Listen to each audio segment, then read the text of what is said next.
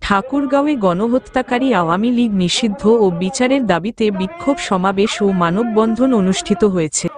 আজ দুপুরে ঠাকুরগাঁও চৌরাস্তায় জুলাই যোদ্ধা ও আহত নিহত পরিবারের আয়োজনে ব্যানার ও ফেস্টুন হাতে নিয়ে এ বিক্ষোভ কর্মসূচি পালন করা হয়।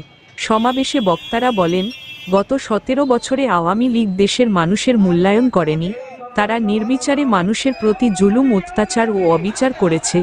জুলাই ছাত্রদের গণঅভ্যুত্থানে গণহত্যা চালিয়েছে। এই গণহত্যাকারী আওয়ামী লীগকে অবিলম্বে নিষিদ্ধ ও বিচারের দাবি জানান বক্তারা। এ সময় উপস্থিত ছিলেন জুলাই যোদ্ধা ও আহত নিহত পরিবারের সদস্যরা সহ স্থানীয় গণ্যমান্য ব্যক্তিবর্গরা। আমরা অবিলম্বে এই সন্ত্রাসী সংগঠন আওয়ামী লীগকে নিষিদ্ধ দেখতে চাই। ওরা হত্যা করেছে, খুন করেছে আর মানুষের অধিকার কেড়ে নিয়ে মানুষকে স্বাধীনভাবে কথা বলার